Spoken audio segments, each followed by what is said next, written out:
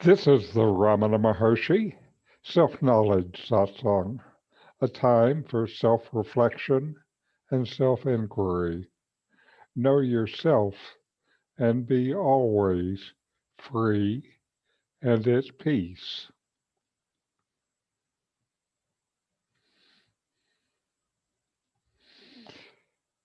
Welcome. I'm Richard Clarke, and I'm hosting this satsang. I'm a seeker like you, sharing what we love. I've been blessed with years of deep teaching, and I bring this to you with this satsang.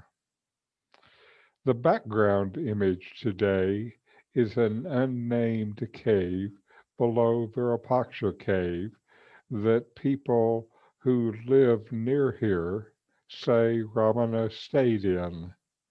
This would have been in 1899, before Ramana moved to Virupaksha Cave. I will also show Mango Tree Cave, which is where Ramana stayed during the dry season while he lived at Virupaksha Cave. And in 1899, Ramana was still looking for a quiet, peaceful place where he could stay and not be bothered so much by crowds of people. In 1899, he first moved to Pavalakundru, then Banyan Cave, then Guhai Namashivaya Temple, and finally to Virupaksha Cave. It's likely that he stayed in this unnamed cave after Guhai Namashivaya. Here are photos taken by Carol and myself in 2008 and 2009.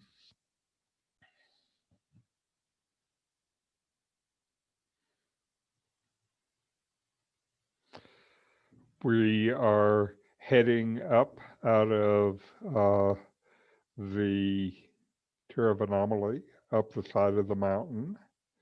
And as we are going up the hill, one thing we pass is a tree that is decorated like you would a god, a shrine. And they've made this tree a shrine. This is Guha Namashivaya, and the unnamed cave is to the left of here. And we go up the side of the hill. There's the big temple, Arunachaleshwara, below us. We go up the hill some more, and we see this cave entrance here.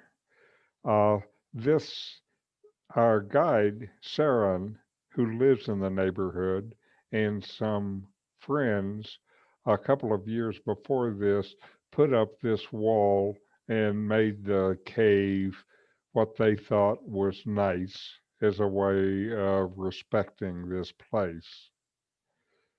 Inside, there was an oil lamp that was lit, and Carol sat down for a bit to meditate. Here's a map of the area. To the right is, and off the picture is the big temple. And this blue is the path up to Mango Tree Cave. Here's Virupaksha Cave. And uh, then here is this cave below Virupaksha that we had seen.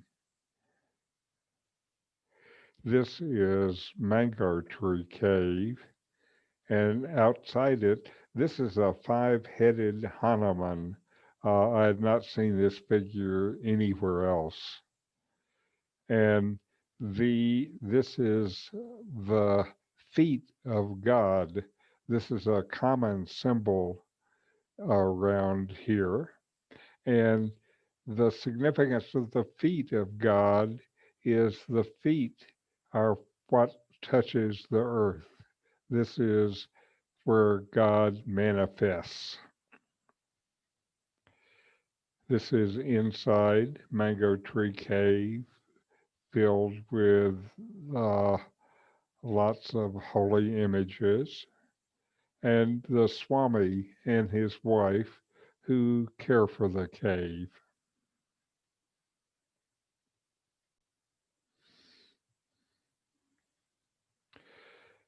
Now, today's reading is paragraph 38 and Ramana Maharshi's words.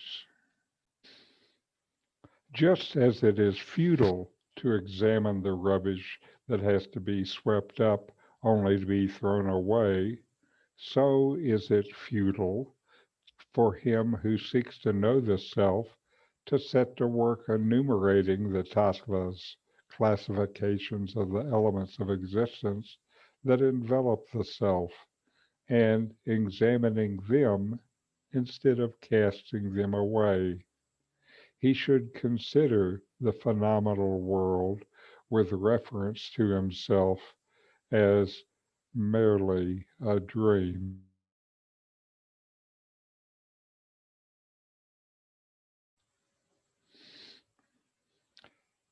Just as it is futile to examine the rubbish that has to be swept up only to be thrown away, so is it futile for him who seeks to know the self to set to work enumerating the tattvas, the classifications of the elements of existence that envelop the self, and examining them instead of casting them away.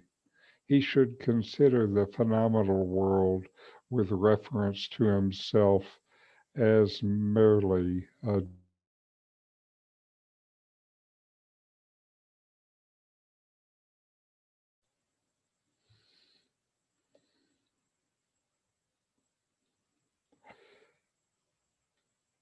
there's a Zen koan that I think is relevant. One day, a 50-year-old student of enlightenment said to Shinkan, I have studied the Tendai school of thought since I was a little boy, but one thing in it I cannot understand. Tendai claims that even the grass and trees will become enlightened. To me, this seems very strange. Of what use is it to discuss how grass and trees become enlightened? Asked Shinken. The question is how you yourself can become so. Did you ever consider that?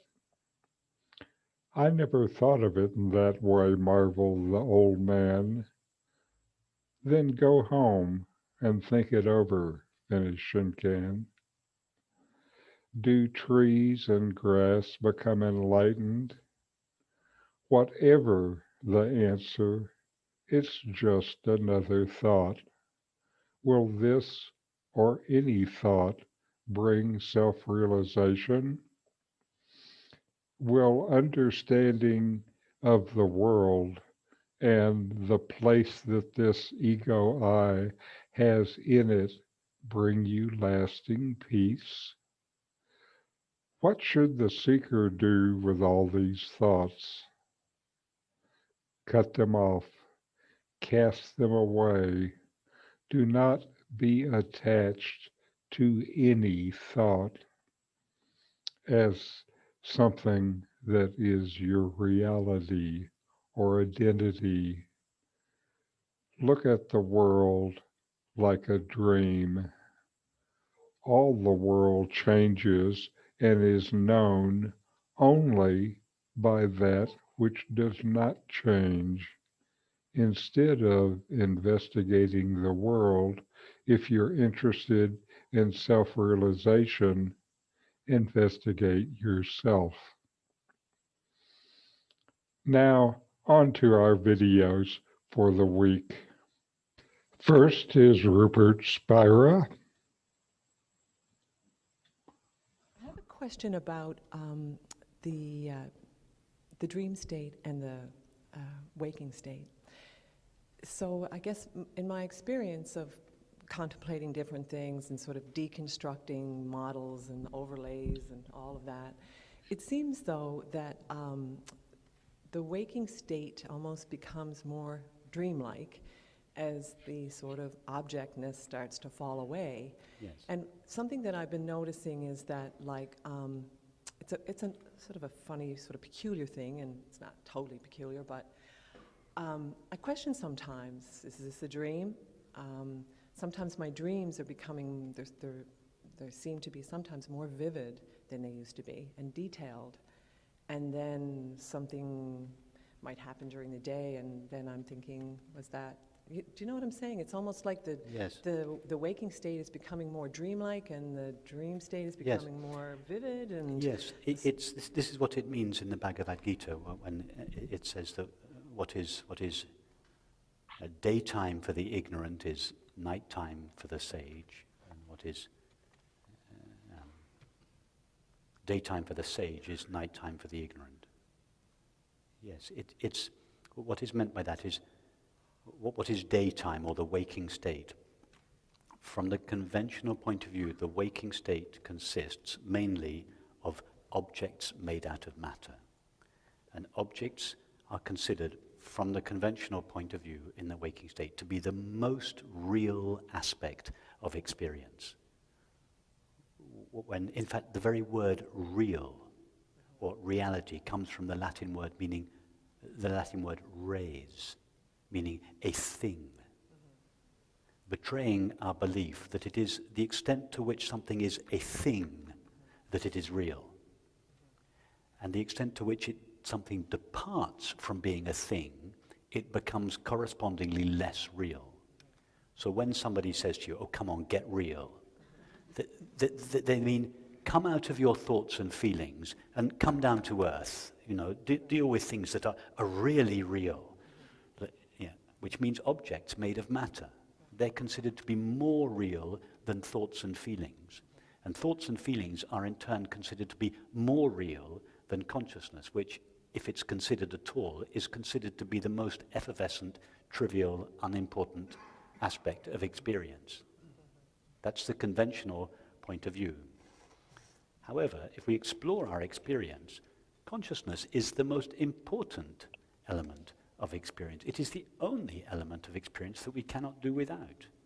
It is the most substantial element of experience because it's the only element of experience that never disappears and that can't be destroyed. So from this point of view, from the point of view of consciousness, the waking state is, as Rumi said, a kind of ignorance. That's what he meant, knowledge of the world is a kind of ignorance. He doesn't mean that experience, he's not rejecting experience, but he's rejecting experience as it is conceived by the waking state mind, as a multiplicity and diversity of objects made out of dead inert stuff called matter. That kind of a world is ignorance, or is an illusion. But experience itself, made of consciousness, is absolutely real. So in that sense, yes, what we once considered to be real, objects made of matter, become less and less and less real. And correspondingly, what we once considered to be completely unreal, to the extent that we didn't even think about it at all, consciousness, is now realized to be the sole reality of experience. So consciousness and matter change place. We should say, even phrases like, "it doesn't really matter." Matter here means what's important. So the conjunction of what's important with the word matter, again, betrays our belief that things or reality is made out of matter. We should say, "it doesn't really consciousness." Right. Or instead of saying, "what's the matter?" when your child is crying, you should say, "What's the consciousness?" Right, right. So it seems that it's not so clearly defined anymore. Say that again. It seems as though it's not so clearly defined anymore, the dream state and the waking state. Yes. I mean, experience is Yes. experience. Yes, the distinction, I mean, how do we know now that we're not in a kind of dream state? Exactly. I Actually, asked myself that question. We don't know. Yeah. We do not know. Yeah. So there Because as you're implying, when we're dreaming, the dream, from the point of view of the dream, has exactly the same Absolutely. quality of reality as does the waking state Yeah. from the point of view of the waking state. And Absolutely. it's true that both the waking state and the dream state are equally real. But the reality of the waking state is not made out of matter, and the reality of the dream state is not made out of mind. The reality of both states are made out of consciousness. It is consciousness that gives the dream and the waking states their reality. They are real. This experience is absolutely real. What would an unreal experience be? Has anyone here ever had an experience that was unreal? It's not possible. All experience is absolutely real.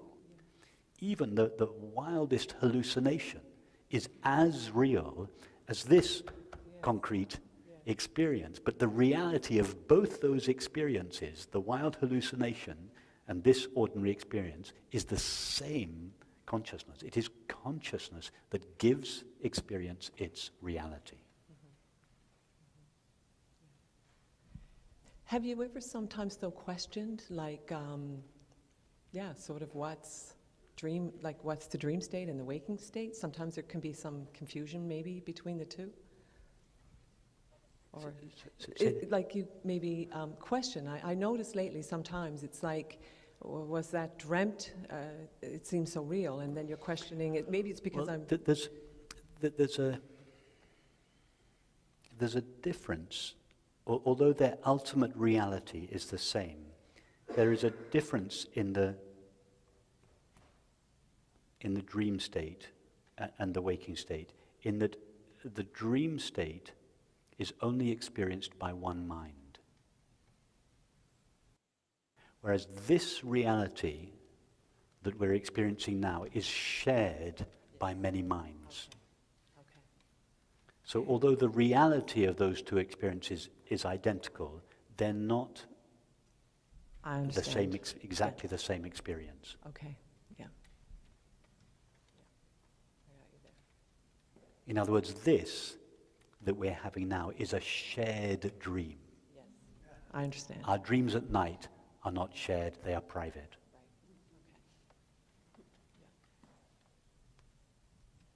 But they are both equally dreams in consciousness, made only of consciousness.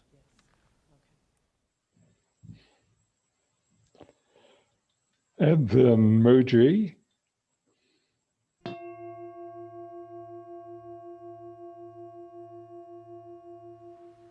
How will silence watch? How is everything watched? There's awareness of it, is what I mean. Yes. Yeah. This awareness of it does not push it away. Like I say, any more than the flower pushes away its fragrance. It's there. You will come to see even this manifest world. Also, it is consciousness also. A clue is that in the dreaming state, in the state of dreaming, also a world is seen. Relationships can be there. Senses are functioning in the dream also. Your body, your actual body is lying on a bed, you're not aware of it anymore. You're riding on some camel across the Sahara Desert.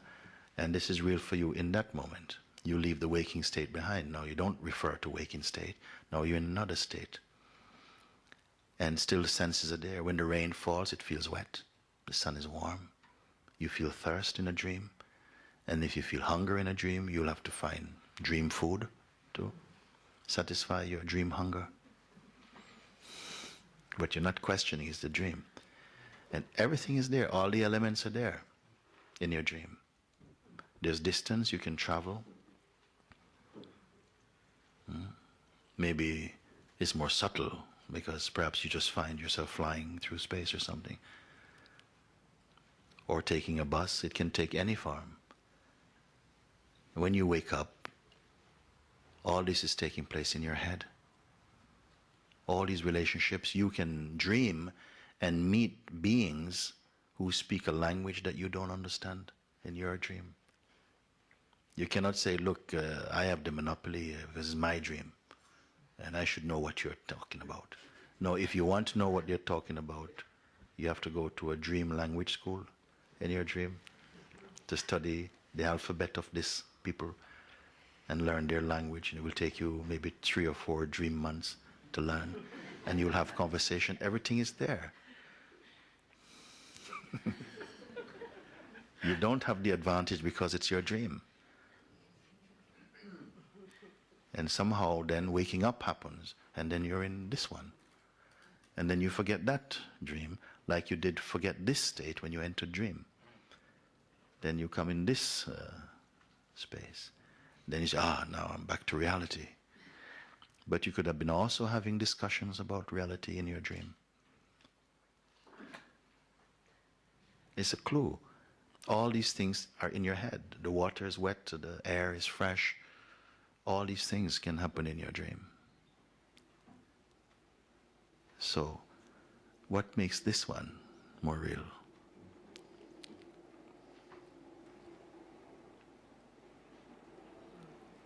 There's also a waking up from this state also. There's an awakening even within this state also.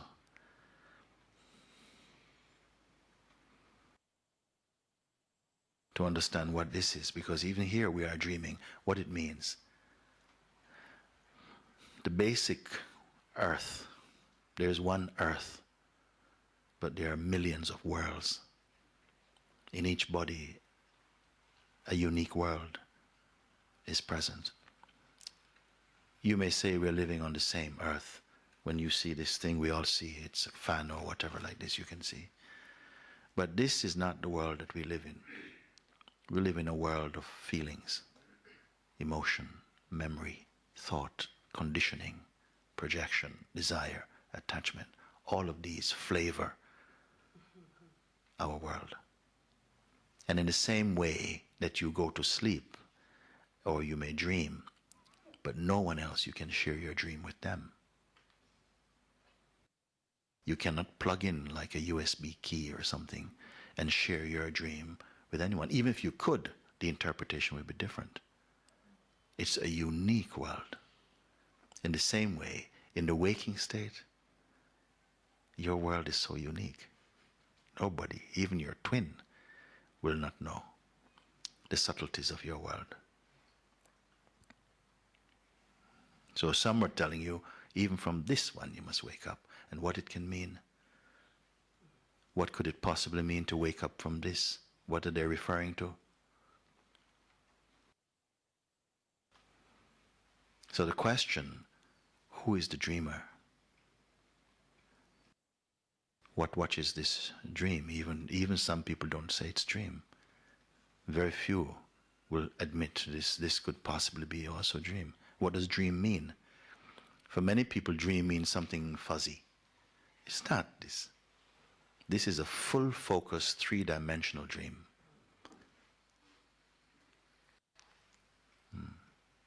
But it's not important for you to know this straight away if freedom is what you're searching for. We don't have to focus on this. It will come into focus by itself. What is important is that you understand that whatever occurs to you, whatever it is, this world and your take about the world is formed in your own consciousness, your own mind. You're the seer of everything. Seer not just means seeing with your fleshly eyes, but seeing through understanding, through pure perception or colored perception. But mostly the perception is colored. We spice it up to make it a unique experience. We are sentimentalizing everything you see. So how can it be a common world? It's the most uncommon world for each one. So can that be our meeting place? You must go deeper than this. You have to go deeper. Whatever it is that appears for you, you are the seer of it. You are the one who sees it. Even the interpretation, even the sense of identity, even identifying with something, judgments, actions and reactions, all of these are phenomena that you are observing. Who are you? This is the question.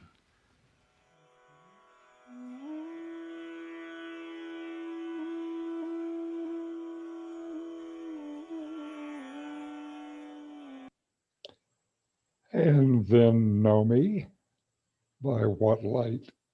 By what light do you know that you exist?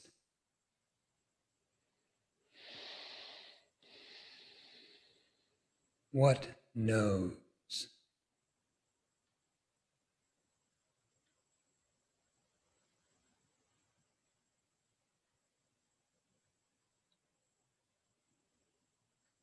Certainly, the knowledge of your existence does not depend upon a body.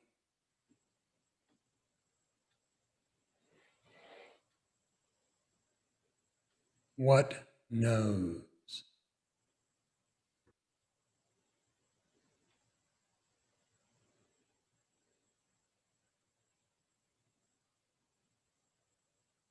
The senses do not know it.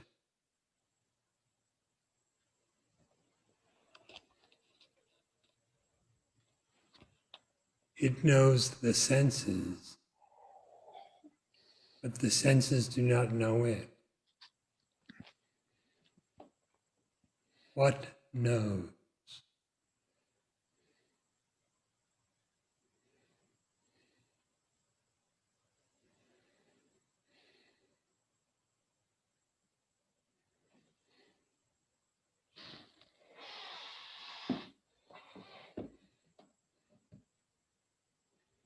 How do you know that you exist?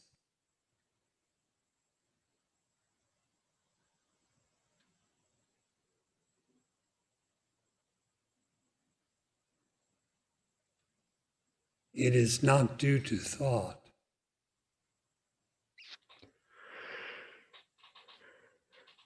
It knows thought, but remains unknown by thought.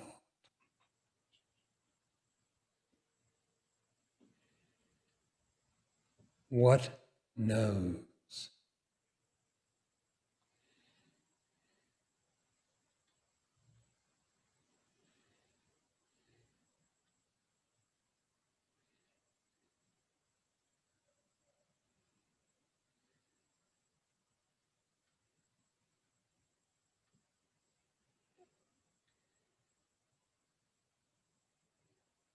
How do you know that you exist?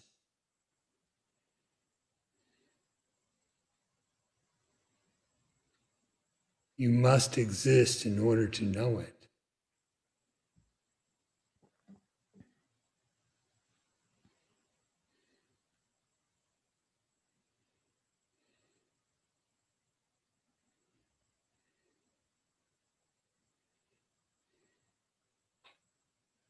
Indeed, the knowledge and the existence are inextricable.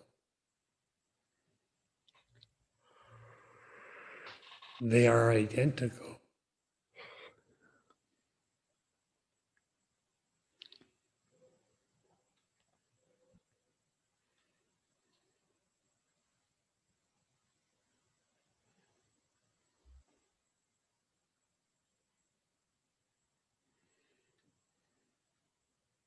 When you are happy, what knows the happiness?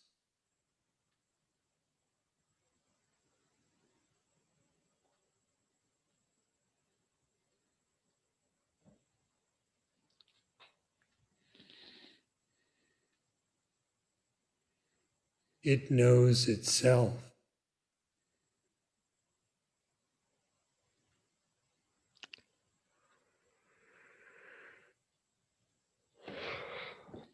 the perfect fullness of existence is self-knowing.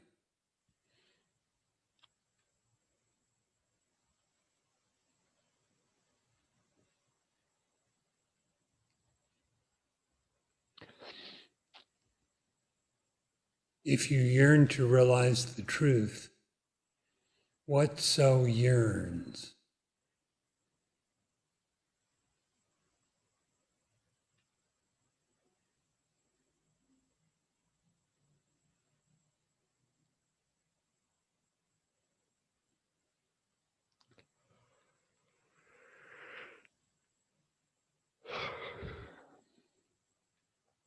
The reality is self-known.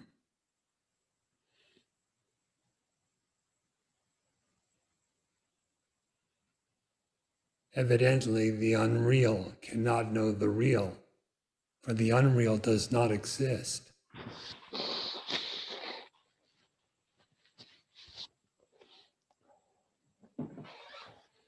The real comprehends itself, not by sensation, not by conception, not by anything objective whatsoever.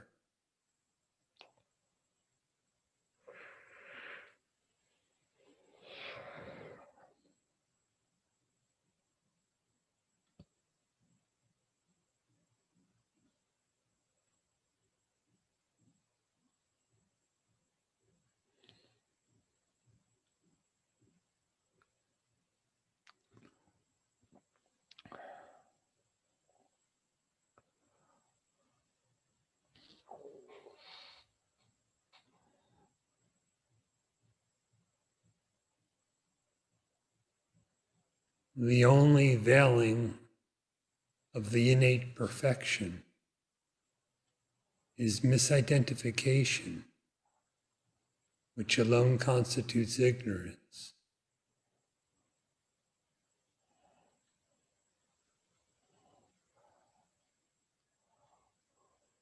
Such misidentification is not a second reality, not a second self. It is just misidentification, delusion, the self of imagination.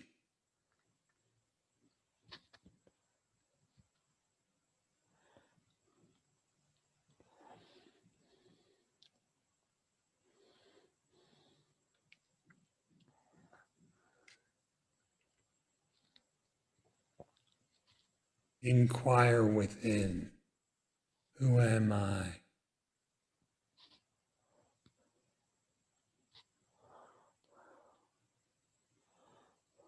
What is the self that actually exists?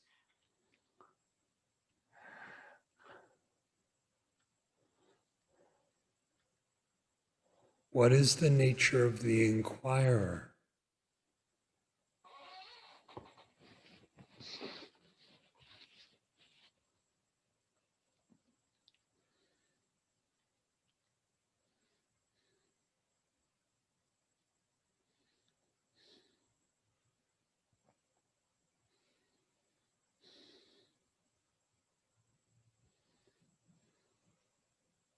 In existence, there is no multiplicity. In true knowledge, there is no differentiation.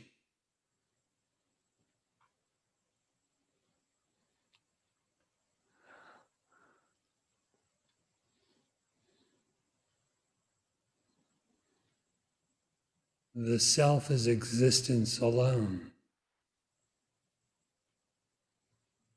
True knowledge is consciousness alone.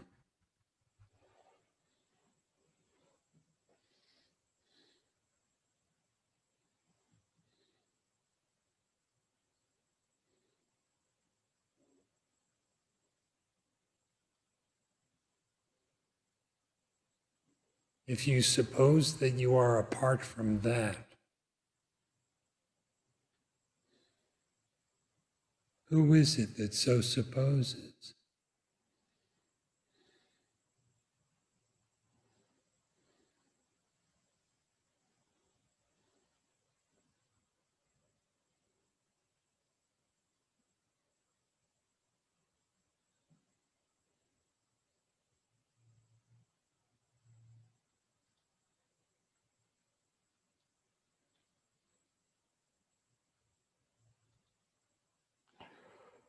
So then, now let us meditate for a little bit. Just notice that you exist. You exist, and you know that you exist. Now inquire, investigate within yourself, within your actual experience right now. What is it within you that does not change?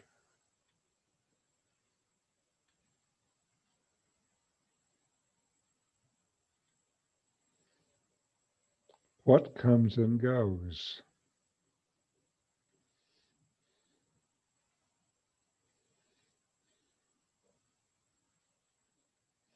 What is always there?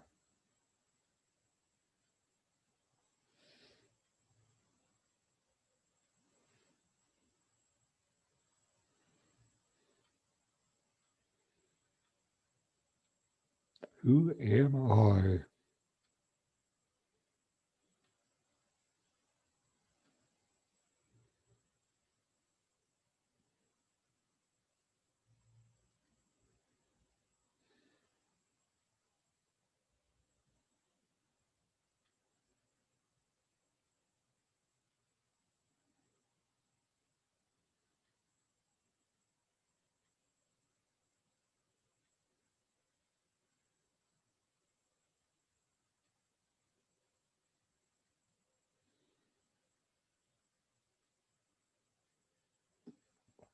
All right, let's close with a short chant. Om Shanti Shanti Shanti. Om. Peace, peace, peace.